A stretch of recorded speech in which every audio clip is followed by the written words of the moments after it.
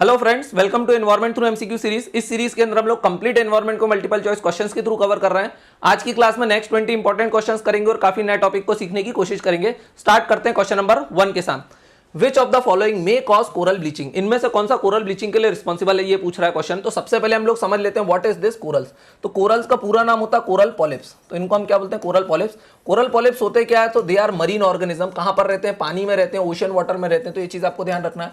अब कोरल को जिंदा रहने के लिए किसकी जरूरत पड़ती है? So coral requires food for it survival. लेकिन ये अपनी फूड की नीड का केवल 10% ही खुद से मीट कर सकता है। मतलब इसको 90% ऑफ द फूड रिक्वायरमेंट के लिए किसी पे डिपेंड रहना पड़ता है। जिस पे डिपेंड रहता है उसको हम बोलते हैं जूज़ैंथले। क्या बोलते हैं हम उसको? जूज़ैंथले। जूज़ैंथले इज अ एल्गी। एल्गी बोले तो एक टाइप का प्लांट होता है जो कहां पर रहता है? वाटर में रहता है। अब अगर जूज़ैंथले एल्गी है या प्लांट है, it means it has to do photosynthesis. अगर ये फोटोसिंथेसिस करेगा तभी अपना खाना बना पाएगा, और खाना बनाएगा तो खाने में से कुछ खाना किसको दे देगा? कोरल पॉलिप्स को भी दे देगा। तो कोरल पॉलिप्स भी जिंदा रह जाएगा। अब सवाल उठता है जूज़ैंथले फ्री में उसको खाना क्यों दे रहा है? Because they live in the symbiotic relationship. ये एक दूसरे के साथ कैसे रिलेशन में रहते हैं? सिम्बायोटिक रिलेशन में रहते हैं। जहां कोरल को भी फायदा होता है, जूज़ैंथले को भी फायदा होता है। कोरल को क्या फायदा होता है? Coral get its 90% of the food by the zooxanthellae. Zooxanthellae को क्या फायदा होता है? Zooxanthellae gets shelter. इसको क्या मिल जाती है? शेल्टर मिल जाती है। लेकिन इन दोनों का जो रिलेशन होता है, जिसको हम सिम्बायोटिक रिलेशन बोलते हैं, दिस इज वेरी सेंसिटिव। ये रिलेशन कैसा होता है? काफी सेंसिटिव होता है। मतलब अगर इसमें थोड़ी सी भी हेर फेर करी तो ये क्या हो जाएगा? रिलेशन ब्रेक हो जाएगा। रिलेशन ब्रेक हो जाएगा तो कोरल्स मरना शुरू हो जाएंगे और जूज़ैंथले भी मर जाएगा। और जब कोरल मर जाएंगे तो फिर हम उसको क्या बोलेंगे? We call it coral bleaching. तो ये समझ में आ रहा है आपको? अब कोरल्स को जिंदा रहने के लिए किसकी जरूरत पड़ती? तो ध्यान रखना, सबसे पहले it require sea surface temperature of around 27 degree Celsius. 27 degree Celsius के पास सी सरफेस टेम्परेचर होना चाहिए। अगर सी सरफेस टेम्परेचर इससे ज्यादा हुआ तो भी कोरल्स मर जाएंगे, इससे कम हुआ तो भी रिलेशन टूट जाएगा, तो कोरल्स मर जाएंगे। दूसरा, there should not be sedimentation. वहां पर क्या नहीं होना चाहिए? सेडिमेंटेशन नहीं होना चाहिए। सेडिमेंटेशन का मतलब क्या? फॉर एग्जाम्पल कोई लार्ज रिवर है लाइक गंगा, गंगा ब्रह्मपुत्र, ये क्या करती है? बहुत सारे सेडिमेंट्स लाती है। अगर बहुत सारे सेडिमेंट्स लाएंगी तो then sediments will block the force of zooxanthellae. तो जूज़ैंथले जिंदा नहीं रह पाएगा, और जूज़ैंथले जिंदा नहीं रहेगा तो कोरल पॉलिप्स भी मर जाएगा। तो मतलब वहां पर सेडिमेंटेशन नहीं होना चाहिए, मतलब वहां पर डेल्टा नहीं होना चाहिए, कोई लार्ज रिवर नहीं होना चाहिए। तो corals will not form at the mouth of a very large river. अब देखेंगे हम, Indus is an exception also. तो ये क्या हो गया? सेडिमेंटेशन नहीं होना चाहिए।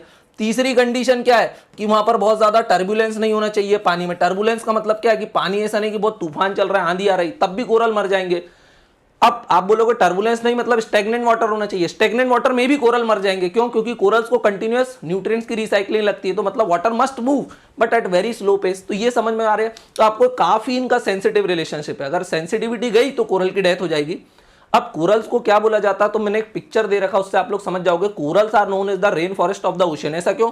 Because it is a region of very high biodiversity. देखो, कोरल कैसे कलर के होते हैं? कैल्शियम कार्बोनेट, CaCO3, वो तो सफेद कलर के होते हैं। तो फिर आप बोलोगे कलरफुल क्यों दिख रहा है? क्योंकि इसमें जूज़ैंथले एल्गी है, फोटोसिंथेसिस कर रही है, जो इसको कलर प्रोवाइड कर रही है। ये भी आपको ध्यान रखना। अब देखो, छोटे छोटे प्लांट्स को खाने के लिए मछलियां आ रही है, छोटी छोटी मछलियों को खाने के लिए बड़ी मछली आएंगी, बड़ी मछली, ये कछुआ भी यहाँ पर घूम रहा है। तो ये क्या होगा? This is area of very high biodiversity. लेकिन अगर इनका सिम्बायोटिक रिलेशन टूटा तो जूज़ैंथले एक्सपेल हो जाती है, कोरल के अंदर से बाहर चली जाती है, और कोरल कुछ ऐसे दिखने लगते हैं। और इसी को हम क्या बोलते हैं? We call it coral bleaching. Coral bleaching में क्या होता है? लार्ज स्केल कोरल्स की डेथ हो जाती है। लेकिन डेथ होने के बाद भी वो कैल्शियम कार्बोनेट तो छोड़ ही जाते हैं, एक के ऊपर एक उनकी लाशें जो बिछी रहती हैं, उसी को हम क्या बोलते हैं? Calcium carbonate. काफी हार्ड स्ट्रक्चर होता है, इसी के कारण ये जूज़ैंथले को शेल्टर प्रोवाइड कर पाते हैं। अब आप बोलोगे कोरल्स कितने टाइप के होते हैं? तो कोरल रीफ्स के स्ट्रक्चर 3 टाइप के हो सकते हैं। एक होती है फ्रिंजिंग रीफ, एक को बोलते हैं बैरियर रीफ, और एक को बोलते हैं एटॉल। जल्दी से समझते हैं what is this fringing reef, barrier reef and atoll. मैंने आपको बताया फोटोसिंथेसिस करने के लिए, देखना फोटोसिंथेसिस कौन करता है? जूज़ैंथले।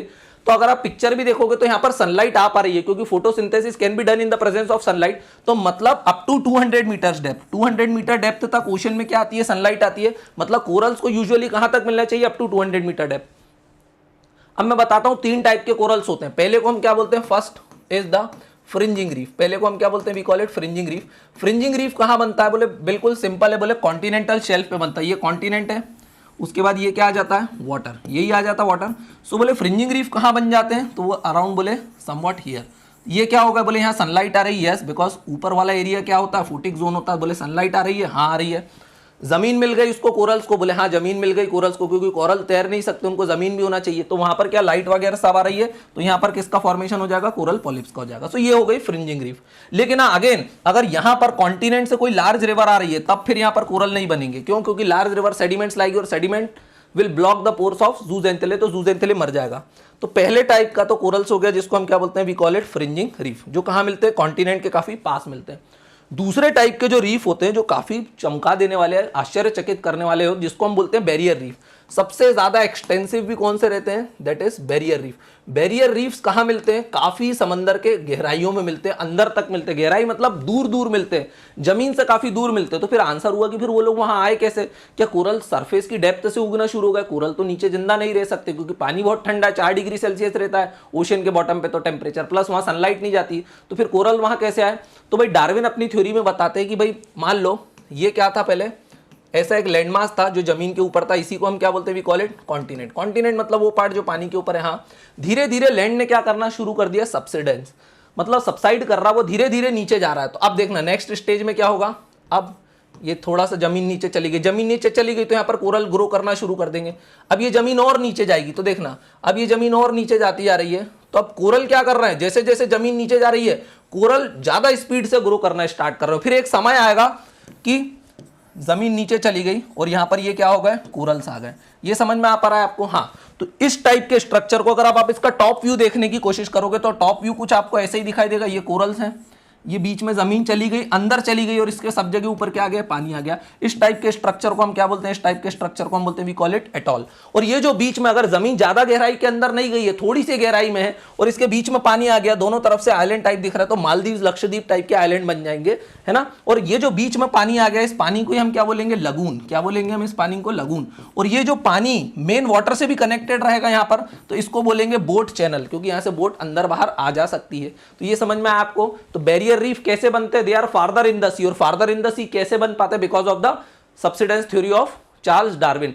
अब डार्विन कौन था, ये वही डार्विन था जो बताता था आपके पूर्वज बंदर है, ठीक है, उसके पूर्वज बंदर थे, हम लोग तो ऋषियों की संतान है। समझ में आ गया आपको तीनों टाइप के, फ्रिंजिंग रीफ, बैरियर रीफ और अटॉल। तो अटॉल मैंने यहीं पर समझा दिया, अटॉल का फॉर्मेशन कैसे होता है, लगून क्या होता है, सारी चीजें आपको बता दी। कोरल ब्लीचिंग कैसे होती है, अब जल्दी से क्वेश्चन को देख लें क्या बोल रहा है।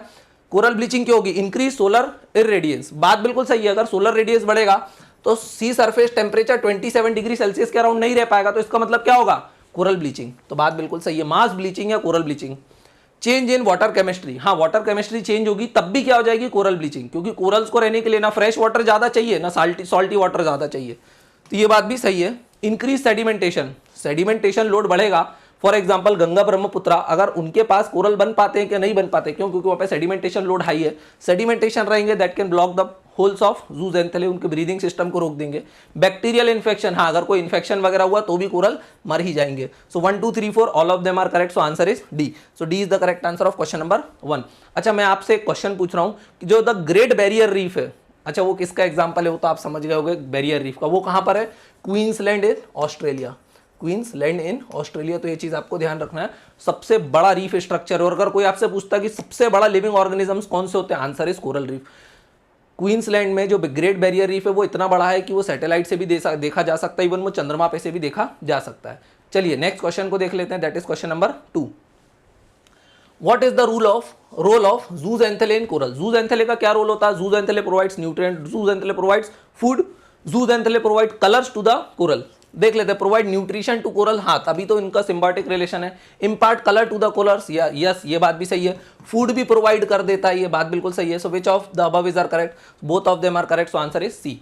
नेक्स्ट क्वेश्चन देख लेते हैं, क्वेश्चन नंबर 3 क्या बोल रहा है, consider the following statement regarding ecotone. Ecotone के ऊपर क्वेश्चन है भाई, हम लोगों ने कल भी देखा था। What is this ecotone, it is a zone of tension. ये क्या होता है, जोन ऑफ टेंशन। टेंशन क्यों होता है, because it is a zone of transition. Transition का मतलब क्या होता है कि दो एरियाज के बीच में ये ट्रांजिशन एरिया रहता है। फॉर एग्जाम्पल यहाँ पर हमारे पास क्या है, दिस इज एवरग्रीन फॉरेस्ट, यहाँ पर है मेरे पास एवरग्रीन फॉरेस्ट।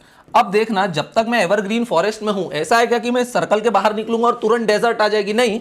डेजर्ट के बाद धीरे धीरे ये वाला जो बीच वाला एरिया है, यहां पर क्या होगा, पेड़ थोड़ा कम होने लग जाएंगे, ग्रासेस ग्रो करना शुरू कर देंगी, तो हम क्या बोलेंगे, this is an area of grasslands. और ग्रासलैंड्स के बाद फिर मुझे लास्ट में यहाँ पर क्या मिलेगी, डेजर्ट मिलना शुरू हो जाएगी, बोल सकता हूं मैं। तो देखो यहाँ पर धीरे धीरे पेड़ खत्म होते होते डेजर्ट बढ़ेगी और finally we will have a desert. तो ये जो बीच वाला ट्रांजिशन एरिया, इसी को हम क्या बोलते हैं, we call this area of transition as ecotone. अब इकोटोन में देखना इसकी कुछ खासियत होती है, यहाँ पर एवरग्रीन फॉरेस्ट भी मिलेंगे, है ना, तो यहाँ पर जो एवरग्रीन फॉरेस्ट की लाइफ फॉर्म है वो भी मिलेगी, यहाँ पर डेजर्ट वाली लाइफ फॉर्म है वो भी मिलेगी, प्लस यहाँ पे all together new life form भी देखने के लिए मिलेगी, जो इन दोनों के मिक्स के कारण बन गई है, बोल सकते हैं। चलो अब देख लेते हैं इकोटोन पे क्वेश्चन है। Ecotone offers often has a large number of species and large population densities than the communities on either side. Yes, for example savanna is an example of ecotone, क्योंकि ग्रासलैंड है तो वहां पर क्या शेर वगैरह, और आपने देखा होगा सवाना को डिस्कवरी पे कितनी ग्रेट बायोडाइवर्सिटी वहां पर, बात बिल्कुल सही है, वहां पर ज्यादा बायोडाइवर्सिटी होती है क्योंकि एवरग्रीन फॉरेस्ट के स्पीसीज भी मिलते हैं और डेजर्ट के भी मिलते हैं। अब ये तो एग्जाम्पल है, जरूरी नहीं है एवरग्रीन फॉरेस्ट से डेजर्ट ही जाओ, कहीं से भी बीच में ट्रांजिशन करोगे तो क्या आएगा, इकोटोन। जैसे इवन सुंदरबन भी क्या है, एक टाइप का इकोटोन। क्यों? क्योंकि मरीन इकोसिस्टम को कॉन्टिनेंट के इकोसिस्टम से वो सेपरेट कर रहा है, तो वहां पर क्या होता है, कुछ ऐसे एनिमल्स मिलते हैं जो सिर्फ मरीन में रहते हैं, कुछ ऐसे मिलते हैं जो फ्रेश वाटर में रहते हैं, कुछ ऐसे मिलते हैं सॉल्ट वाटर में रहते हैं, कुछ ऐसे मिलते हैं जो कॉन्टिनेंट पे रहते हैं, और कुछ नए भी मिलते हैं लाइक ऑटर वगैरह जो कहाँ रहते हैं, सिर्फ उसी एरिया में रहते हैं, है ना। सॉल्ट वाटर क्रोकोडाइल्स भी मिलना शुरू हो जाते हैं। चलो नेक्स्ट क्वेश्चन देखो, और नेक्स्ट स्टेटमेंट देखो, ecotone does not present in temperate region. भाई क्यों नहीं प्रेजेंट होते होंगे, टेम्परेट रीजन में भी अगर आप फॉरेस्ट से, फॉर एग्जाम्पल आप अगर तुंद्रा से टाइगा जाओगे, ये टाइगा से तुंद्रा जाओगे, टाइगा बोले क्या है, टाइगा टेम्परेट के पास में, हाँ वहां से अगर आप तुंद्रा जाओगे तो क्यों नहीं आएगा ecotone, ecotone is a transition, तो ये तो गलत हो जाएगा। इकोटोन में बी वेरी नैरो और quite wide, answer is yes, वो बहुत नैरो भी हो सकता है, लाइक सुंदरबंस काफी नैरो है, quite wide also, for example savanna grassland in Africa thousands of kilometre, तो ये वाला स्टेटमेंट भी करेक्ट है। Which of the statement given above is are correct, so 1 and 3 is correct, 1 and 3 is given in B, so B is the correct answer of question number 3। चलिए next question को देख लेते हैं, question number 4 क्या बोल रहा है, which of the following ecological pyramid is are always represented as upright pyramid, बोले इनमें से कौन सा पिरामिड हमेशा अपराइट होगा, so answer is pyramid of energy flow. और ये हम लोगों ने कल भी देखा था कि एनर्जी वाला पिरामिड हमेशा कैसा रहता है, स्ट्रेट रहता है, ऐसा वर्टिकल रहता है, क्यों रहता है, इस टाइप का शेप रहता है, अपराइट रहता है, ऐसा क्यों, क्योंकि फॉर एग्जांपल अगर नीचे वाले ट्रॉपिक लेवल में 100 यूनिट एनर्जी है तो वो क्या करेगी, सिर्फ 10% एनर्जी विल बी ट्रांसफर, तो ऊपर कितनी आएगी 10, फिर अगेन 10%, तो 10% ऑफ 10 इज 1, उसके बाद ऊपर 0.1%, तो उसके बाद क्या होगा, देखा जाए तो एनर्जी खत्म हो गई, तो यहां पर ट्रॉपिक लेवल भी लिमिटेड रहेंगे और एनर्जी का पिरामिड हमेशा कैसा बनेगा, अपराइट बनेगा। क्या वो इन्वर्टेड बन सकता है, आंसर इज नो। अब देखना दूसरा बोल रहा है पिरामिड ऑफ नंबर्स, अब इनमें आंसर तो मेरा आ गया कि हमेशा अपराइट कौन रहेगा, एनर्जी वाला। पिरामिड ऑफ नंबर, क्या ये हो सकता है क्या, देखना पिरामिड ऑफ नंबर ऐसा होना चाहिए, फॉर एग्जांपल 100 हिरण है तो 100 हिरण को कितने शेर खाएंगे, तो बोले शेर काफी कम रहेंगे, तो बोले शेर कितने यहाँ पे 10 शेर है ना, ये 10 कुत्ते हैं, बोले 100 हिरण है तो 10 कुत्ते हैं, 10 कुत्तों पे एक शेर है, तो ये भी क्या हुआ, अपराइट। लेकिन क्या ये इन्वर्टेड हो सकता है, आंसर इज यस, ये इन्वर्टेड भी हो सकता है। फॉर एग्जाम्पल अगर मैं बात करूं कि बर्ड की, थोड़ा सा दही है और उसमें millions of fungus, millions of bacteria हो गए, so that is pyramid of number, can be inverted also. इसी के जैसा बायोमास का पिरामिड भी क्या हो सकता है, अपराइट भी हो सकता है और इन्वर्टेड भी हो सकता है, बट यूजुअली ये कैसे रहते हैं, अपवर्ड रहते हैं, है ना। इन्वर्टेड रेयरेस्ट केसेस में ही देखने के मिलते हैं, लेकिन एनर्जी वाला कभी भी इन्वर्टेड नहीं बन सकता। So the pyramid which is always upward is the pyramid of energy flow. Next question को देख लेते हैं, ये देखो यहाँ पर मैंने दिया हुआ है कि ये यूनिट्स ध्यान से देखना, ये एनर्जी की यूनिट्स दी हुई है, दैट इज ऑलवेज अपवर्ड, ऐसे ही बनेगा ये कुछ, हाँ। चलिए नेक्स्ट क्वेश्चन देख लेते हैं हम लोग, question number 5। Consider the following pair inter specific interaction, और उसके एग्जाम्पल पूछें कि भाई बताओ इनमें से कौन सा रिलेशन किसका है। तो हम लोगों ने कल ये रिलेशनशिप का चार्ट ऑलरेडी देख लिया था। रिलेशनशिप का चार्ट हम लोगों ने कैसा देखा था कि ऐसा रिलेशन जिसमें दोनों को बेनिफिट होता है, लाइक द कोरल रीफ, उसको हम क्या बोलते हैं, we call it symbiotic relationship, जिसमें दोनों को फायदा होता है, म्यूचुअलिज्म, दोनों को फायदा हो रहा है, बिल्कुल। जिसमें दोनों को नुकसान होता है उसमें हम क्या बोलते हैं, competition. For example competition between the competitive exam aspirants, बोले क्या होते हैं, एक दूसरे से स्पर्धा करते हैं, दोनों को लॉस होता है, दोनों को ज्यादा मेहनत पढ़ना पड़ती है और बहुत सारे फेल हो जाते हैं, कॉम्पिटिशन। इसका जंगल में एनवायरमेंट एग्जाम्पल देख सकते हैं, क्या answer is yes, competition between a tiger and a leopard. Tiger और लेपर्ड दोनों एक ही प्रे के पीछे भागते हैं ना, तो क्या है, प्रे वगैरह खत्म हो जाते हैं उनको और धीरे धीरे उनको कंपटीशन फेस करना पड़ता है। तीसरा एग्जांपल है प्रिडेशन। प्रिडेशन मतलब एक को फायदा हुआ, एक को नुकसान हुआ। प्रिडेशन का एग्जांपल क्या है, between the relationship of a lion and a buffalo. Lion को फायदा हो गया, उसको खाना मिल गया, और बफेलो ने अपनी जान से हाथ धो बैठा। फिर है पैरासाइटिज्म। पैरासाइटिज्म में भी एक को फायदा होता है, एक को नुकसान होता है। तो फिर इन दोनों में डिफरेंस क्या होता है प्रिडेशन और पैरासाइटिज्म में? पैरासाइटिज्म में फॉर एग्जांपल मच्छर ने आपको काटा, मच्छर को फायदा हो गया और आपको क्या हो गया, नुकसान हो गया, लेकिन मच्छर ने आपकी जान नहीं ली। प्रिडेशन में एक मर रहा है और पैरासाइटिज्म में उसको सिर्फ नुकसान हो रहा है। फिर एक रिलेशन आता है कमेंसलिज्म। कमेंसलिज्म मतलब कि एक को फायदा हो गया और एक को कोई फर्क नहीं पड़ा। फॉर एग्जांपल गाय ने गोबर किया तो गोबर में रहने वाले छोटे छोटे कीड़े, उनको फायदा हो गया बिकॉज दे गेट फूड। गाय को कोई फर्क पड़ा क्योंकि उन्होंने उसके गोबर को यूज कर लिया? नहीं। तो उस टाइप के रिलेशन को हम क्या बोलते हैं? We call it commensalism. एक होता है अमेंसलिज्म। अमेंसलिज्म मतलब एक को नुकसान हो गया और एक को कोई फर्क नहीं पड़ा, और ये हमने कल भी देखा था। ऐसा रिलेशन क्या हो सकता है? फॉर एग्जांपल एक बहुत बड़ा ट्री है, इस बड़े ट्री के नीचे एक छोटा सा ट्री और उगा हुआ था, इसने क्या करा, सारी सनलाइट को रोक दिया। इस ट्री को कोई फर्क नहीं पड़ा, इसने सनलाइट को रोक दिया, लेकिन इसकी बेचारे की बहुत प्रॉब्लम आ रही क्योंकि खाना नहीं बना पा रहा। तो इस टाइप के रिलेशन को क्या बोलते हैं? अमेंसलिज्म। एक लास्ट रिलेशन और भी देखा हमने, भी कॉल इट न्यूट्रलिज्म। मतलब जहां पर दोनों को कोई फर्क नहीं पड़ता। ये वो रिलेशन होता है जब दो ऑर्गेनिज्म एक दूसरे से कम्युनिकेट ही नहीं कर पाते। Between a relationship between a tiger को छोड़ दो, a lion and a polar bear. क्या लॉयन डेजर्ट में रहने वाला, क्या पोलर बियर के पास जाएगा बर्फ में? नहीं। या between a giraffe and a polar bear, क्या जिराफ वहां जाने वाला है क्या लॉयन को छोड़ के पोलर बियर के पास? नहीं, क्योंकि वो एक दूसरे से इंटरेक्ट ही नहीं कर रहे, they are neutral towards each other. तो सारे रिलेशन हमने देख लिए, एक बार इसको रिवाइज कर लेना, बहुत इंपॉर्टेंट है। अब देख लेते हैं पैरासाइटिज्म। पैरासाइटिक का मतलब क्या होता है? जल्दी से देखो वापस। पैरासाइटिक मतलब ये रहा, एक को फायदा एक को नुकसान, है ना, एक को फायदा एक को नुकसान। तो बोल रहा है koel laying its egg in the nest of crow. कोयल अपने अंडे कौए के घोंसले में दे देती। क्या पैरासाइटिज्म है? Answer is yes. देखना, पैरासाइटिज्म में एक को फायदा एक को नुकसान। कोयल को फायदा हुआ, हाँ, उसके अंडे पक्के बच्चे बन गए। कौए को नुकसान हुआ क्योंकि कोयल ने कौए के अंडों को तोड़ दिया और कौए से अपने अंडे क्या करवा लिए, हैच करवा लिए। तो ये चीज आपको ध्यान रखना। और धीरे धीरे इवोल्यूशन के साथ कोयल आजकल ऐसे अंडे देती कि that looks very similar to the crow's eggs. तो कौए को पता ही नहीं चल पाता कि वो जिन अंडों की रक्षा कर रहा है, जिनको प्रोटेक्ट कर रहा है, एक्चुअली वो किसके अंडे, कोयल के अंडे। तो बात बिल्कुल सही है। पैरासाइटिज्म, एक को फायदा एक को नुकसान। दूसरा बोल रहा है एमेंसलिज्म। एमेंसलिज्म का मतलब क्या होता है? हमने देखा था एक को नुकसान और एक न्यूट्रल रहेगा। लाइक वो बड़ा पेड़ ने छोटे पेड़ को फोटोसिंथेसिस करने से रोक दिया था, सनलाइट रोक दी थी।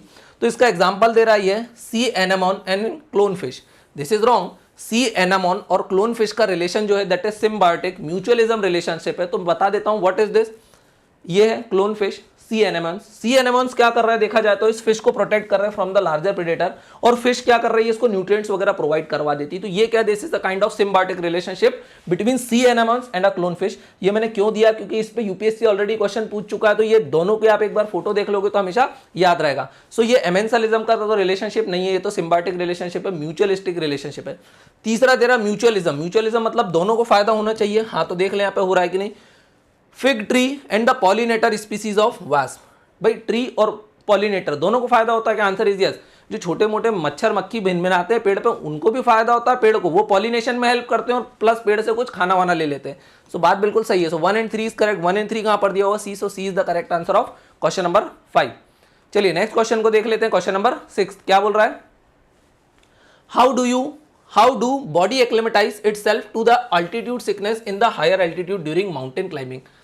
हम लोगों ने कल भी देखा था एडाप्टेशन और एक्लेमेटाइजेशन, दोनों में डिफरेंस देखा था। एक्लेमेटाइजेशन का मतलब क्या होता है? फॉर एग्जांपल अचानक से मैं लद्दाख गया, Ladakh is at very high altitude, high altitude region है, उसके कारण क्या होगा, मेरी बॉडी तो भाई इंदौर में रहने की आदत थी, ये तो बिल्कुल क्या प्लेन एरिया है।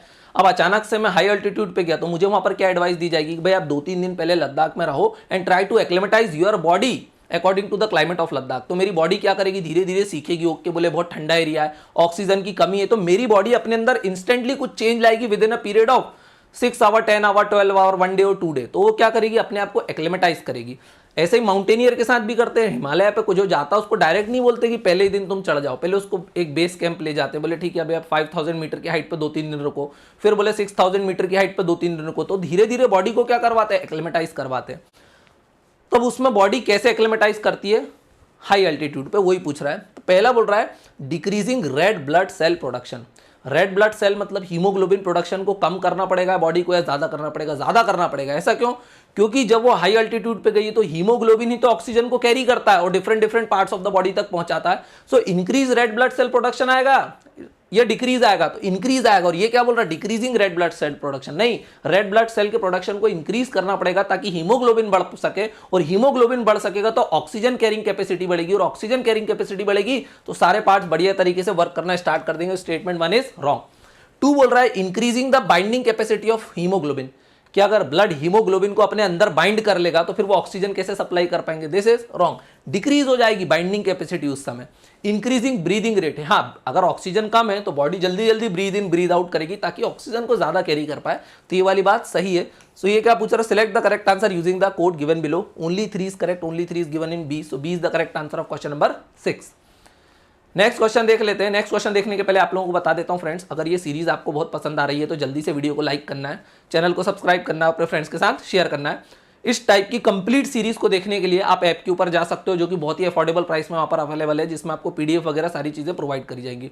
बात करते हैं अगर आप लोग भी यूपीएससी और एमपीपीएससी का न्यू बैच ज्वाइन करना चाहते हो, that too at most affordable price of ₹4500 only, जिसमें प्री प्लस मेंस की कंप्लीट प्रिपरेशन कराई जाएगी विद 1 ईयर वैलिडिटी। तो आप परसिवरेंस आईएएस की एप्लीकेशन को डाउनलोड कर सकते हो, जिसका लिंक डिस्क्रिप्शन में दिया हुआ है, और आराम से सारे कोर्स को देख सकते हो। चलो नेक्स्ट क्वेश्चन देख लेते हैं, दैट इज क्वेश्चन नंबर 7।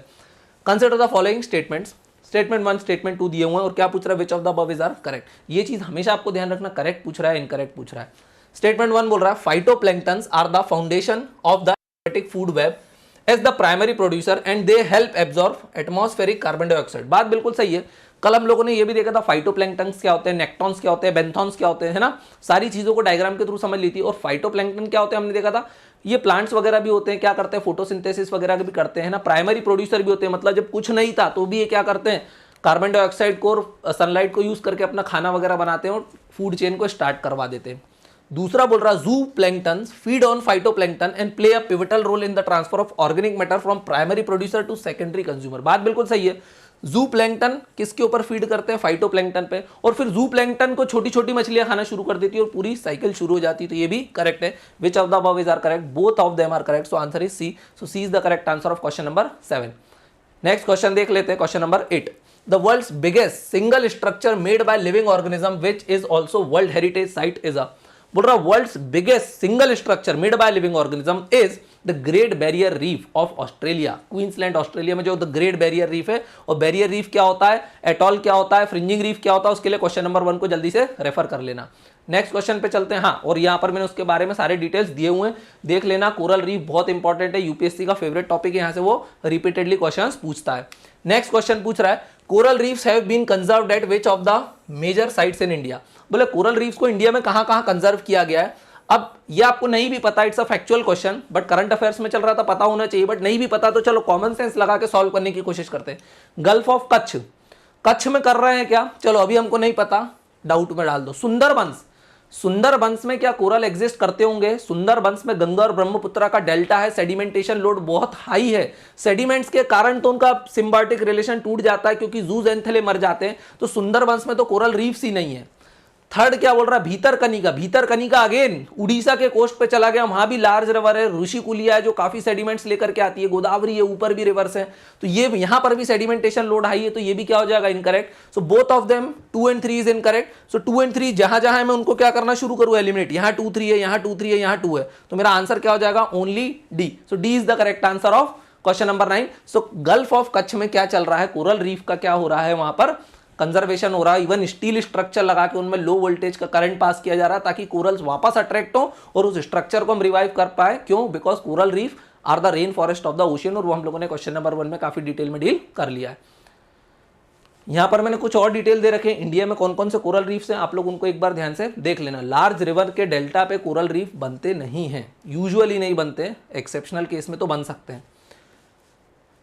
अब मैंने एक चीज और बताई थी कि कोरल रीफ डीपर डेप्थ में बन सकते हैं, तो उसमें भी आपको नहीं लगाना, उसके लिए आपको दिल्ली की ग्लेशियल एविडेंस थ्योरी पढ़ना पड़ेगी, वो ऑप्शनल का टॉपिक है। बट फिलहाल मैं आपको इतना बता देता हूँ, yes coral reef can exist even beyond 200 metre depth, वो 500, 800, 1000 मीटर की डेप्थ में भी मिल जाते हैं, जहाँ पे टेम्परेचर बहुत कम होता है, लेकिन बहुत रेयरली मिलते हैं, इसलिए हम लोग बोलते हैं coral reefs are found generally at the depth of 200 metres.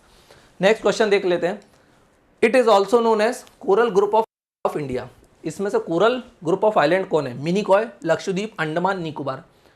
Answer is Lakshadweep. Modi ji अभी कहाँ गए थे, लक्षद्वीप गए थे, काफी इंपॉर्टेंट है, इस समय न्यूज में भी चल रहा था। Lakshadweep is a group of coral island. है ना। कोरल ग्रुप ऑफ आइलैंड क्या है, लक्षद्वीप है। मालदीव्स भी क्या है, Maldives is also coral group of island, तो ये चीज आपको ध्यान रखने वाली है। अंडमान को आप कैसे, अंडमान निकोबार को कैसे एलिमिनेट करोगे, देखो कोरल्स क्या होते हैं, वो समंदर के बिल्कुल बेस पे ही रहते हैं, ऐसा नहीं पहाड़ नहीं बना देते वो, ऐसा नहीं कि कोरल ग्रो करते करते पहाड़ के ऊपर ही चले गए, नहीं, वो माउंटेन लाइक स्ट्रक्चर नहीं बढ़ाते। और अंडमान निकोबार तो क्या है, पहाड़ है वहां पर, आपने देखे होंगे, तो पहाड़ तो नहीं बना सकते। Andaman and Nicobar are actually Himalaya का ही एक्सटेंशन है, वो ट्रांस यूरेशियन माउंटेन रेंज का ही एक्सटेंशन है वो, जो इंडियन ओशन के अंदर चली जाती है और अंडमान निकोबार में बाहर निकल आती, फिर पानी में जाती है इंडियन ओशन में, और फिर इंडोनेशियन रेंज बन के बाहर निकल आती है। So Himalaya start from right from the Indonesia and goes up to the Europe, तो ये चीज आपको ध्यान रखना। So Andaman Nicobar are part of trans Eurasian mountain range and Lakshadweep is coral group of island of India, like the Maldives. तो Maldives जाना बंद करो, कहां जाओ हनीमून के लिए, लक्षद्वीप पे जाओ।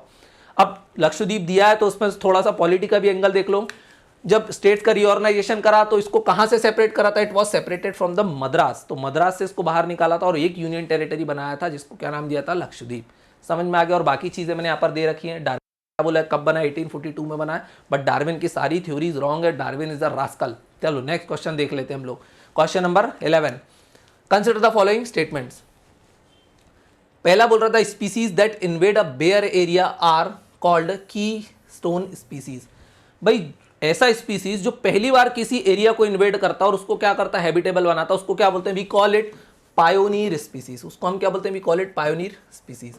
तो पहला स्टेटमेंट तो मेरा क्या हो गया, रॉन्ग हो गया, क्योंकि जो स्पीसीज पहली बार किसी एरिया में जाता है उसको बोलते हैं पायोनियर स्पीसीज। एग्जांपल क्या हो सकता है, फॉर एग्जांपल ये बेयर रॉक्स थे यहाँ पर, इस पे पहली बार कौन गया, बोले छोटी छोटी ग्रासेस उगना शुरू हुई, तो इसी को हम क्या बोलेंगे, we call it pioneer species. और पायोनियर स्पीसीज पहले ग्रासेस उगेंगी, वो पत्थर को तोड़ेंगी, धीरे धीरे उसको सॉइल में कन्वर्ट करेंगी, फिर छोटी हाइट के पौधे उगेंगे, फिर और बड़ी हाइट के पौधे उगेंगे, फिर सॉफ्टवुड ट्रीज और बड़े उगेंगे, कोनीफेरस ट्राइब, और फिर हार्डवुड ट्रीज उगना शुरू होंगे। दिस इज द इवोल्यूशन, कि कैसे इवोल्यूशन होता है। तो पहला स्टेटमेंट तो रॉन्ग होगा। अच्छा वैसे कीस्टोन स्पीसीज क्या होता है वो भी हम लोगों ने कल देखा था। Keystone species like for example tiger is a keystone species, क्योंकि उसके बिना वो पूरा इकोसिस्टम कोलैप्स हो जाएगा। कैसे, टाइगर मर जाएगा तो हिरण को कोई खाएगा नहीं, तो अब हिरण ही हिरण हो जाएंगी। क्यों, क्योंकि हिरण को अब खाने वाला कोई नहीं बचा, एकदम शांति से खूब घास खाएंगे और खूब उनकी पॉपुलेशन एक्सप्लोड हो जाएगी। लेकिन जब हिरण बहुत ज्यादा हो जाएंगे तो शायद वो पूरी घास खा जाएंगे, और पूरी घास खा जाएंगे तो अब घास भी खत्म हो जाएगी और फिर हिरण भी मर जाएंगे और पूरा एरिया क्या हो जाएगा, खत्म हो जाएगा। The whole ecosystem will collapse. It is because of the extinction of keystone species. तो कीस्टोन स्पीसीज मतलब वेरी इंपॉर्टेंट स्पीसीज जिसके बिना पूरा इकोसिस्टम नहीं वर्क कर सकता। For example tiger, lion. अब ह्यूमन बींग्स कीस्टोन स्पीसीज है या नहीं, जल्दी से एक बार कमेंट सेक्शन में मुझे ये चीज बता दो, बहुत इंपॉर्टेंट क्वेश्चन है। दूसरा दिखा हुआ है hydrarch succession takes place in water areas. बात बिल्कुल सही है। देखना, हमारी अर्थ इवोल्यूशन करके जाना कहाँ चाहती है, तो वो जाना चाहती है मैसिक कंडीशन में। कहाँ जाना पड़ती है, जाना चाहती है मैसिक कंडीशन, जहाँ पर ना डेजर्ट हो ना बहुत ज़्यादा पानी हो, और बढ़िया क्या बन जाए वहाँ पर, फॉरेस्ट बन जाए और हार्डवुड ट्रीज वगैरह आ जाए। मतलब अर्थ जाना चाहती है, वो कहाँ ट्रांजिशन करना चाहती है इवोल्यूशन के साथ, मैसिक कंडीशन। अब कंडीशन दो टाइप की हो सकती है, या तो एकदम ड्राई एरिया है, ड्राई एरिया है तो ड्राई एरिया भी कहां जाना चाहता है, टुवर्ड्स दिस कंडीशन। बहुत ज्यादा वेटर एरिया है तो वेटर एरिया वाले भी कहां जाना चाहते हैं, टुवर्ड्स मैसिक कंडीशन। सो जब सक्सेशन होगा वेट एरियाज में तो उसको हम क्या बोलेंगे, हाइड्रार्क सक्सेशन। क्या बोलेंगे, हाइड्रार्क सक्सेशन। तो ये बात सही है। जेरार्क सक्सेशन मतलब जब ड्राई एरिया से आप मैसिक कंडीशन की तरफ जाओगे, so xerarch succession takes place in dry area. बात बिल्कुल ये भी सही है। So 2 and 3 is correct. Which of the above statement is are correct, 2 and 3 is correct. 2 and 3 is given in B. So B is the correct answer of question number 11. ये मैंने दिया हुआ है, आराम से आप इसका एक स्क्रीनशॉट ले लेना। चलिए नेक्स्ट क्वेश्चन देख लेते हैं। एन एटॉल इज अ, अभी बताया था एटॉल कैसे बनता है, फ्रिंजिंग रीफ, फिर बैरियर रीफ, फिर बैरियर रीफ के बाद एटॉल बनता है, सर्कुलर शेप बनता है, बीच में लगून बनता है, बोट चैनल बनती है। क्वेश्चन नंबर 1 को जल्दी से देखो। Ring shaped coral reef island, बात बिल्कुल सही है, it is a ringed shaped. अब ये रिंग्ड शेप ही क्यों बनता है, this is also a mystery. चलो मगर उसको समझाने की भी कोशिश करी हुई है, देखना कैसे। भाई यही हमारा, यही डूब गया था पानी के अंदर, है ना। तो ये क्या होता है, तो ऐसा बोला जाता है कि जो आउटर कोरल है they grow faster compare to the inner coral. ये भी तो ग्रो कर रही है लेकिन ये स्लो ग्रो करती है ना। तो देखने में कैसा दिखाई देता है कि बीच में पानी है, टॉप व्यू में ऐसा ही दिखता है। देखना टॉप व्यू में ऐसा ही दिखता है, और ये बीच में क्या है, इधर लैंड सबमर्ज हो चुका है और इसके ऊपर क्या भरा हुआ, पानी भरा हुआ है ना। सो नियर सर्कुलर फॉर्मेशन दिखता है और इसी को हम क्या बोलते हैं, ring shaped coral reef island is atoll. Island है क्या? आंसर इज यस, क्योंकि यहां पर ये जो कोरल्स दिख रही है, ये जो लाइनिंग दिख रही है, पानी के ऊपर आ गई है और इसके चारों तरफ भी पानी है, यहां भी पानी, यहां भी पानी। उस टाइप की लैंड बॉडी को हम क्या बोलते हैं? वी कॉल इट आइलैंड, जो चारों तरफ से पानी से घिरी हुई है और रिंग्ड शेप्ड है। Answer is yes, ring shaped है। और बीच में ये क्या है? इसमें काफी कम डेप्थ में पानी है। तो मालदीव में हनीमून के लिए होटल वगैरह कैसे बना देते हैं? पानी में। क्यों? क्योंकि यहाँ पे गहराई ज्यादा नहीं है, क्योंकि नीचे कोरल्स हैं। दूसरा बोल रहा a low island near a lagoon. Low island near a lagoon, देखो अभी कंफ्यूज करने के लिए काफी क्लोज स्टेटमेंट है, बट एटॉल बनते कैसे? Actually they are coral reef structure, तो इसलिए हम इसको एलिमिनेट कर सकते हैं, but it is very close option. An island of tectonic origin, भाई टेक्टोनिक ओरिजिन के आइलैंड तो बहुत सारे हो सकते हैं ना। For example sea floor spreading में आपने पढ़ा होगा, मिड ओशिनिक रिज के कुछ चीजें बाहर आ जाती है ना।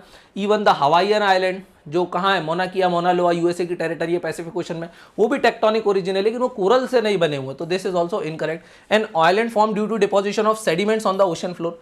ओशन फ्लोर को जो सेडिमेंट्स करके बनते हैं उनको हम एटॉल नहीं बोलते। एटॉल के लिए कोरल्स होना चाहिए। सेडिमेंट्स जो बनते हैं उनको तो सैंड बार, सैंड ड्यून्स वगैरह, सैंड बार्स वगैरह बोलते हैं, वो आप लोगों को देखना पड़ेगा। So this is also incorrect. तो मेरा आंसर क्या हो जाएगा? ए हो जाएगा। So A is the correct answer of question number 12। 13 को देख लेते हैं, क्या बोल रहा है? Consider the following statement regarding desert ecosystem. Desert ecosystem के बारे में क्वेश्चन है। अब सबसे पहले तो आपको ध्यान रखना है कि डेजर्ट इकोसिस्टम होता कैसा है। तो डेजर्ट्स में क्या? डेजर्ट में प्लांट्स होते हैं? Answer is yes. अब अगर मैं पूछता हूँ डेजर्ट के प्लांट्स कैसे होते हैं, क्या हार्डवुड ट्रीज होते हैं या सॉफ्टवुड ट्रीज होते हैं? आंसर इज सॉफ्टवुड ट्रीज होते हैं। ऐसा क्यों? क्योंकि देखना, डेजर्ट में पानी की बहुत कमी है, तो पौधों को पानी स्टोर करना पड़ता, तो वो स्टोर कहाँ करते हैं? अपने स्टेम में स्टोर कर लेते हैं और उनकी पत्तियों को कांटा बना देते हैं ताकि दूसरे जानवर उसको खा ना पाए, तो अपने आप को प्रोटेक्ट भी करते हैं। लाइक कैक्टस, कैक्टस कैसा रहता है? सॉफ्टवुड। एलोवेरा कैसा रहता है? सॉफ्टवुड। क्यों? क्योंकि अपने स्टेम में ही पानी को उसने स्टोर कर लिया, काफी पल्पी रहता है और वाटर लॉस को रोकता है। On the other hand evergreen forest, जहां पर बहुत ज्यादा पानी गिरता है, वहां के पेड़ कैसे होते हैं? एकदम हार्डवुड। क्यों? क्योंकि उनके तो चारों तरफ पानी है, उनको वाटर स्टोर करने की जरूरत क्या? उनको तो वाटर से बचने की जरूरत है। सो हार्डवुड ट्रीज वहां मिलते हैं जहां पर पानी गिरता है। डेजर्ट में कैसे मिलते हैं? सॉफ्टवुड ट्रीज मिलते हैं। अब डेजर्ट में चूंकि पानी कम होता है तो उनकी रूट्स काफी गहरी होती है। जो एलोवेरा कभी देखा आपने रूट्स निकाल के? कितनी गहरी गहरी रूट्स होती है, इतना सा पौधा, इतनी बड़ी बड़ी रूट्स। ऐसा क्यों? क्योंकि उनको डीपर डेप्थ से पानी लेकर के आना पड़ता है ना। वैसे ओएसिस वगैरह मिलते हैं वहां पर, वो भी आप लोगों को पता होगा, ज्योग्राफी में आपने पढ़ रखा होगा। डेजर्ट के प्लांट्स वगैरह के बारे में मैंने बताया। अब प्लांट्स क्या करते हैं? वो एक वर्क और भी करते हैं, दैट इज एलिलोपैथी। एलिलोपैथी का मतलब क्या होता है? वो कुछ ऐसी चीजों को सेक्रेट करते हैं जो अदर प्लांट्स को ग्रो होने से रोकते हैं। समझ रहे हो? उनका एनवायरनमेंट कुछ ऐसा बना देते हैं कि अगल बगल प्लांट हो ही ना पाए, ताकि जो भी लिमिटेड वाटर है वो उसको यूज कर पाए। तो चलो अब देख लेते हैं statement 1 and 2। Desert plant show phenomena of allelopathy. अभी मैंने बताया, yes they show the phenomena of allelopathy so that other plants growth can be restricted. 2 बोल रहा है desert plant possesses waxy leaves. हाँ, कांटेदार पौधे होते हैं वो। हाँ, एंड अरेस्ट ट्रांसपीरेशन। बात बिल्कुल सही है। वो ट्रांसपीरेशन मतलब वाटर लॉस को होने से भी रोक देते हैं, ये बात सही है। Which of the above statement given is are correct? इनमें से कौन सा करेक्ट है? Both are correct. So answer is C. So C is the correct answer of question number 13। Next question के पहले देख लेते हैं अब अपन अगेन न्यू बैच के बारे में। अगर ये सीरीज बहुत पसंद आ रही है तो जल्दी से ऐप डाउनलोड करो, कंप्लीट सीरीज को आप वॉच कर सकते हो, जिसमें पीडीएफ वगैरह सब चीज़ें आपको मिलेंगी। ऑलरेडी पॉलिटी हो चुकी है, इन्वायरमेंट चल रही है ना, ज्योग्राफी फिनिश करवाई जाएगी, हिस्ट्री स्टार्ट हो चुकी है, इकोनॉमिक्स कंप्लीट हो चुकी है। तो आप आराम से उसमें सारे वीडियोस देख सकते हो, जिसमें आपको सब्जेक्ट को कंप्लीट कराया जाएगा थ्रू मल्टीपल चॉइस क्वेश्चंस। अगर आपको यूपीएससी का न्यू बैच ज्वाइन करना है तो आप ऐप को डाउनलोड कर सकते हो, जिसमें प्री प्लस मेंस का कंप्लीट बैच आपको विद 1 ईयर वैलिडिटी अवेलेबल है एट 4500 रुपीज़ ओनली। कोई भी डाउट वगैरह आता है तो आप इस नंबर पर मुझसे कॉन्टैक्ट कर सकते हो 9113911223 पे। ओके, और वीडियो पसंद आया तो जल्दी से वीडियो को लाइक करना है, चैनल को सब्सक्राइब करना है और वीडियो को अपने फ्रेंड्स के साथ शेयर कर देना। कोई डाउट वगैरह आता है तो कमेंट कर सकते हो। नेक्स्ट क्वेश्चन देख लेते हैं, question number 14। In an ecosystem. अब इकोसिस्टम की डेफिनेशन मैं आपको ऑलरेडी बता चुका हूँ।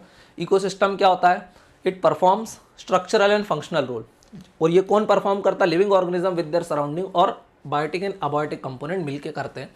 स्टेटमेंट 1 2 3 देख लेते हैं, ABCD देख लेते हैं क्या बोल रहा है। All in an ecosystem all living organism interact with each other. Answer is yes. Ecosystem may be as small as a pond and may be large as a ocean. तो वो छोटा सा भी हो सकता है लेकिन स्ट्रक्चरल एंड फंक्शनल यूनिट होना चाहिए। फॉर एग्जांपल पॉन्ड भी है, बोले मछली वगैरह है, पानी वगैरह, ऑक्सीजन एक्सचेंज हो रहा है एटमॉस्फेयर के साथ, तो yes it is an ecosystem. River का इकोसिस्टम हो सकता है, हम लोगों का भी एक इकोसिस्टम है। So all living organism interact with each other. हाँ, इकोसिस्टम में तो यही होता है, बात बिल्कुल सही है। लेकिन अभी BCD भी देखो, क्योंकि लास्ट में ऑल ऑफ द अबव भी दिया हुआ है, तो ये वाली बात तो सही है। Physical and chemical factor of the ecosystem interact with its living organism. हाँ, यहाँ पर बायोटिक और एबायोटिक कंपोनेंट एक दूसरे के साथ क्या करते हैं, इंटरेक्ट करते हैं। बात बिल्कुल सही है, मतलब आंसर तो हो ही जाएगा, क्योंकि ए और बी तो दिया नहीं है, ऑल ऑफ द अबव ही दिया हुआ है, मतलब सी भी मेरा करेक्ट होगा। तब सी को भी देख लो, there is transfer of energy and material among its constituents. बात बिल्कुल सही है। सो इकोसिस्टम की डेफिनेशन थी, एकदम ईजी थी, बिल्कुल केबीसी का 1000 वाला क्वेश्चन था। इकोसिस्टम चूंकि नाम में भी दिया हुआ है टॉपिक के, तो आप एक बार ये सारे डिटेल्स को रीड कर लेना। नेक्स्ट क्वेश्चन देख लेते हैं, अगेन स्पीसीज रिचनेस के ऊपर क्वेश्चन है, इंपॉर्टेंट क्वेश्चन है, देखते हैं क्या बोल रहा है। Consider the following with reference to species richness. पहला बोल रहा है अल्फा डायवर्सिटी, फिर बीटा डायवर्सिटी, फिर गामा डायवर्सिटी। तो पहले देख लेते हैं what is this alpha diversity. तो स्टेटमेंट 1 बोल रहा है alpha diversity refers to the diversity within a particular area और ecosystem and is usually expressed by number of species. बात बिल्कुल सही है, किसी इकोसिस्टम को देखना है कि कितना डायवर्स है, तो आप क्या देखोगे, अल्फा डायवर्सिटी, कि उसमें कितने स्पीसीज है, स्पीसीज की रिचनेस कैसी है, कितना बढ़िया फ्लरिश कर रहा है। सो बिल्कुल बात सही है, alpha diversity shows the richness of an ecosystem, है ना। स्टेटमेंट 2 देखो, beta diversity is the major of overall diversity. नहीं, ओवरऑल डायवर्सिटी को कौन मेजर करता है, it is the gamma diversity.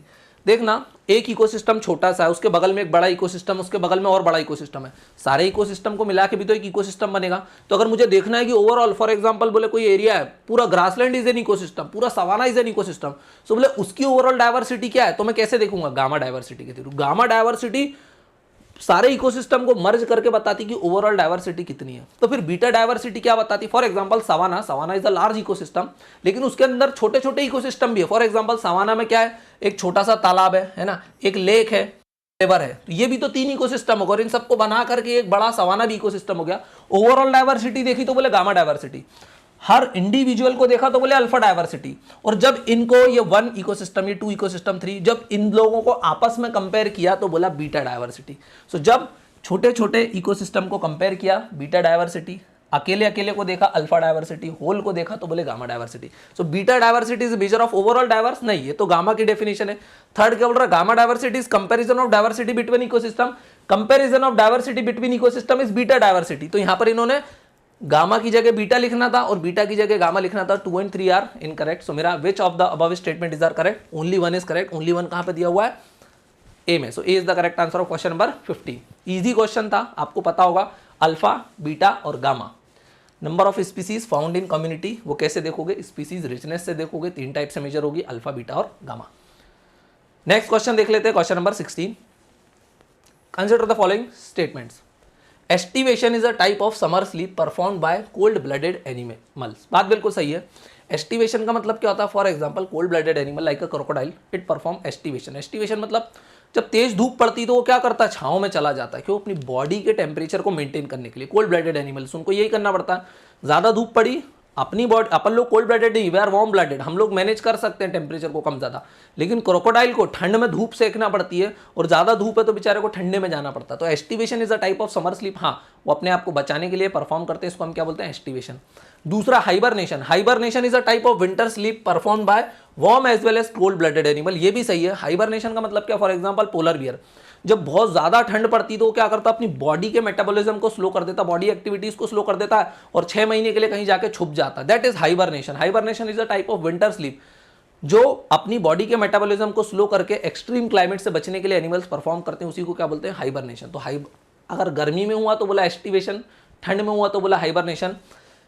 Which of the statement given above are correct? So both of them are correct. So answer is C. So C is the correct answer of question number 16. Easy question था ये तो। Next question देख लेते हैं, question number 17. Which of the following reason can be attributed for rarely finding very small animals in polar region? बोले polar region में छोटे छोटे जानवर क्यों नहीं मिलते, छोटी छोटी चिड़िया क्यों नहीं मिलती है, छोटे छोटे चूहे क्यों नहीं मिलते, पोलर बियर क्यों मिलता, वेल्स क्यों मिलती है, सील्स क्यों मिलते हैं, बड़े बड़े क्यों मिलते हैं? क्योंकि देखना, फॉर एग्जांपल एक ये छोटी सी चिड़िया, अब चिड़िया कैसी दिखती है, ऐसी कुछ दिखती है चिड़िया, है ना, हाँ, मतलब जो भी है चिड़िया है। चिड़िया क्या होती है, ध्यान से देखना, इसका बॉडी एरिया कितना बड़ा दिखाई दे रहा है ना, और अंदर बेचारी के पास जरा सा सामान है। सो इसका बॉडी एरिया बहुत ज़्यादा है और अंदर वर्क करने के लिए चीज़ें बहुत कम है, तो इसका ज़्यादा एरिया ठंड में एक्सपोज होगा, तो अपने आप को बचाएगी कैसे ठंड से? तो पहला तो इसका स्मॉल साइज है रिलेटिव टू इट्स वॉल्यूम, है ना। दूसरा, अब चूंकि साइज छोटा है तो अंदर ये ज्यादा चर्बी वगैरह स्टोर नहीं कर पाएगी, like polar bear. Polar bear जब छुपता है ना तो खूब वजन गेन करके जाता है, जब निकलता तो उसका वेट आधे से भी कम हो जाता है, क्योंकि उसके फैट को यूज करके रहता है। चिड़िया फैट स्टोर कहाँ करेगी अगर छोटी सी है, तो समझ पा रहे हो। तो ये यूजुअली पोलर रीजन में नहीं मिलेंगे, तो छोटे जानवर यूजुअली पोलर एरियाज में नहीं मिलते, ये समझना है आपको। तो पहला स्टेटमेंट बोल रहा है very small animals have smaller surface area. Very small animals के इसका सरफेस एरिया स्मॉलर है रिलेटिव टू इट्स वॉल्यूम। नहीं, इसका सरफेस एरिया ही तो ज्यादा है, वॉल्यूम बहुत कम है अंदर, जिसके कारण ये नहीं रह पाएगी polar area. This is wrong. दूसरा क्या बोल रहा है, दूसरा statement, very small animals tend to lose body heat very fast when it is cold outside. हाँ, इसकी हीट जल्दी से लूज कर देगी, क्योंकि बेचारी के पास चर्बी वगैरह है नहीं, मोटी स्किन नहीं है, तो जल्दी जल्दी हीट लूज करेगी तो फिर मर जाएगी, इसलिए एग्जिस्ट ही नहीं करेगी वहां पर। बात बिल्कुल, ओ ये बात सही है, तो 2 मेरा करेक्ट हो जाएगा। 3 क्या बोल रहा है, very small animals have to expend much energy to generate body heat through metabolism. फिर से एक बार रीड करते हैं, very small animals have to expend much energy to generate body heat through metabolism. बात बिल्कुल सही है, उसको बहुत ज्यादा हीट के लिए बहुत ज्यादा एनर्जी की जरूरत पड़ेगी, और बहुत ज्यादा एनर्जी वो कहां से लाएगी, या तो पूरे दिन खाना खाए पर वहां पे खाना अवेलेबल नहीं रहता, या तो उसके पास उतनी चर्बी हो जो उसके पास अवेलेबल नहीं है। तो ये वाली बात भी सही है। सो मेरा आंसर क्या हो जाएगा, 2 and 3। Select the correct answer using the code given below. 2 and 3 is correct, 2 and 3 is given in C, so C is the correct answer of question number 17। चलिए नेक्स्ट क्वेश्चन देखते हैं, question number 18। It is regarding colony collapse disorder. Colony collapse disorder phenomena is associated with which of the following. Colony collapse disorder, अब ये factual question है, either you know it और you don't know it. अगर नहीं आता तो इस type के क्वेश्चन को स्किप कर देना, वरना नेगेटिव मार्किंग में चले जाओगे। Collapse of entire colonies during the urban floods, नहीं। कोरल ब्लीचिंग, नहीं, कोरल ब्लीचिंग से रिलेटेड नहीं है। डेथ ऑफ बीज, yes it is related with death of बीज। इसका मतलब क्या होता है, जब वर्कर बीज अपने छत्ते को छोड़ के चली जाती है, मधुमक्खी जो रहती ना, उनमें जो वर्कर बीज रहती है अपने छत्ते को छोड़ के चली जाती है, तो क्वीन बी की भी डेथ हो जाती है, जिसको क्या बोलते हैं, कॉलोनी कोलैप्स डिसऑर्डर। इसके पीछे एग्जैक्ट रीजन नहीं पता है कि वर्कर बीज ऐसा क्यों करती है, बट बोलते हैं जब वो स्ट्रेस में आती है, जब ह्यूमन इंटरफेरेंस बढ़ता है जंगलों में, और जब वो स्ट्रेस में आती है तब वो ऐसा करती है, जिसको बोला जाता है colony collapse disorder. This is also very dangerous, क्योंकि अगर सारी मधुमक्खियां चली जाएंगी तो पॉलिनेशन नहीं हो पाएगा प्लांट्स में, पॉलिनेशन नहीं होगा तो प्लांट्स की ग्रोथ रुक जाएगी, प्लांट्स की ग्रोथ रुक जाएगी तो ओवरऑल बायोडायवर्सिटी पे काफी नेगेटिव इंपैक्ट देखने के लिए मिलेगा। नेक्स्ट क्वेश्चन देख लेते हैं हम लोग, question number 19। Consider the following statements. Statement 1 और 2 दिया हुआ, पूछा which of the statement given above is are correct. Correct statement पूछा इन दोनों में से कौन सा है। स्टेटमेंट 1 बोल रहा only 10% of the energy is transfer to east trophic level from the lower trophic level. बात बिल्कुल सही है। एनर्जी ट्रांसफर का रूल क्या होता है, 10% एनर्जी ट्रांसफर होती है, और वो अभी हम लोग थोड़ी देर पहले देख के आए एनर्जी पिरामिड में। बात बिल्कुल करेक्ट है, स्टेटमेंट 1 इज करेक्ट। स्टेटमेंट 2 बोल रहा a given स्पीसी can not occupy more than 1 trophic level in the same ecosystem at the same time. This is incorrect. क्या बोल रहा है कि ट्रॉपिक लेवल क्या हो सकते हैं, फॉर एग्जांपल ये 3 ट्रॉपिक लेवल है ना, यहां पर क्या हो सकते हैं, यहां पर हो सकते हैं प्लांट्स वगैरह, है ना। फिर प्लांट्स को खाने वाले जिनको हम क्या बोलते हैं, we call them primary consumers, like हिरन वगैरह हो सकते हैं, बर्ड्स वगैरह हो सकते हैं यहाँ पर, है ना। फिर उसके ऊपर जो खाते हैं उनको क्या बोलते हैं, हम वी कॉल इट, है ना, कार्निवोरस। इनको हम क्या बोलते हैं, इसके ऊपर वालों को कार्निवोरस। कार्निवोरस को हम लोग और नाम से भी जानते हैं, इनको हम लोग बोलते हैं सेकेंडरी कंज्यूमर, क्योंकि वो प्राइमरी को भी खा जाते हैं। और उसके ऊपर टॉप प्रेडेटर्स बैठे रहते हैं, like lions and human beings. तो बोल रहा है कि कोई भी स्पीसी, क्या बोल रहा है ध्यान से देखना, a given स्पीसी can not occupy more than 1 trophic level. ऐसे गलत है। फॉर एग्जांपल मान लो यहाँ पर कोई एक बर्ड थी, ये बर्ड कैसी थी, this bird is a primary consumer when it is eating plants, but this bird can also occupy this position, वो कार्निवोरस बन जाएगी when it is eating insects, और इंसेक्ट प्राइमरी कंज्यूमर है क्योंकि वो प्लांट्स को खा रहे हैं। तो ये चीज आपको ध्यान रखना, अगर बर्ड प्लांट्स को खाएगी तो उसको मैं इस ट्रॉपिक लेवल में रखूंगा, अगर वो कीड़ों को खाएगी तो मैं उसको ऊपर वाले ट्रॉपिक लेवल में रखूंगा। It means a given स्पीसी can occupy more than 1 trophic level. Even human beings की बात करता हूं, ह्यूमन बींग्स कहां आएंगे, ह्यूमन बींग्स टॉप में भी आते हैं। फॉर एग्जाम्पल अगर आप कार्निवोरस हो तो आप टॉप में आ जाओगे। अगर मेरे जैसे हैं जो सिर्फ वेजिटेरियन फूड ही खाते हैं तो वो कहाँ आएंगे, प्राइमरी कंज्यूमर में। क्यों, क्योंकि मैं सिर्फ क्या खा सकता हूँ, प्लांट्स वगैरह खा सकता हूँ। समझ में आ रहा, तो मैं कहाँ आऊंगा, प्राइमरी कंज्यूमर में। तो human can be put here, answer is yes. कोई कार्निवोरस है तो वो यहाँ आ जाएगा, और अगर उसको शेर ने खा लिया या वो शेर को खा जाए तो वो यहाँ भी आ सकता है। तो ये चीज आपको ध्यान रखना है। सो 2 गलत है, 1 सही है, तो मेरा आंसर क्या हो जाएगा, A. So A is the correct answer of question number 19। Next question देख लेते हैं, आज का last question. Which of the following organism do breed only once in lifetime? बोले इनमें से कौन सा ऑर्गेनिज्म है जो सिर्फ एक बार ब्रीडिंग करता है। एलिफेंट, भाई एलिफेंट तो हम लोगों ने देखा लंबा जीता और मल्टीपल टाइम ब्रीडिंग वगैरह रिप्रोडक्शन करता है, सो this is incorrect. Bamboo and Pacific salmon. अब पहले अपन लोग देख लो, 1 इनकरेक्ट हो गया, इस टाइप के क्वेश्चन को फैक्चुअल भी है। सो 1 कहां था, बी में था, डी में था, 2 ऑप्शन मेरे चले गए। आंसर बचा सी और ए, मतलब 3 तो आएगा। पैसिफिक साल्मन फिश सिर्फ एक बार ही क्या करती है, ब्रीड करती है, तो आपको पता चल गया। And bamboo also breeds only once in its life time, ये मैं आपको एक फैक्ट नया समझा दे रहा हूं। सो इसमें आप 50-50 पे तो आ गए थे। ए और सी में से आपको एक चुनना था, तो करेक्ट आंसर यहाँ पर क्या होगा, सी, क्योंकि बैम्बो और सॉल्मन फिश सिर्फ एक ही बार लाइफ टाइम में ब्रीड करते हैं। बाकी यूजुअली मैमल्स वगैरह लाइक ह्यूमन बींग्स, एलिफेंट वगैरह, ये मल्टीपल टाइम ब्रीडिंग करते हैं। आई होप आपको सारी चीज़ें समझ में आई होंगी। अगर ये सीरीज़ को कंटिन्यू देखना है, पूरा देखना है, विदाउट एडवर्टाइजमेंट देखना है, यूट्यूब में काफ़ी इरिटेशन होता है, बहुत सारी चीज़ें डिस्ट्रैक्ट करने के लिए रहती है, आप ऐप डाउनलोड कर सकते हो जिसमें बहुत ही अफोर्डेबल प्राइस में पूरी कंप्लीट सीरीज़ अवेलेबल है, जिसमें आपको PDF वगैरह, वर्ड फाइल वगैरह, जो भी चीज़ें इसका कंटेंट है, सारी चीज़ें प्रोवाइड करी जाएंगी इन मोस्ट अफोर्डेबल प्राइस। और अगेन, अगर आप लोग UPSC और MPPSC का न्यू बैच ज्वाइन करना चाहते हो, जिसमें आपको प्री प्लस मेंस की कंप्लीट प्रिपरेशन कराई जाएगी विद 1 ईयर वैलिडिटी, तो आप हमारी ऐप को डाउनलोड कर सकते हो और वहाँ पर कंप्लीट कोर्स को सब्सक्राइब कर सकते हो। अगर वीडियो पसंद तो जल्दी से इस वीडियो को लाइक करना है, इस एफर्ट्स को लाइक करना है, चैनल को सब्सक्राइब कर देना, ताकि इस टाइप के और वीडियोस आपको मिलते रहे। कोई भी डाउट आता है तो कमेंट कर सकते हो, ये मेरा नंबर 9113912223 पे कांटेक्ट कर सकते हो। Thank you for watching this video, have a nice day.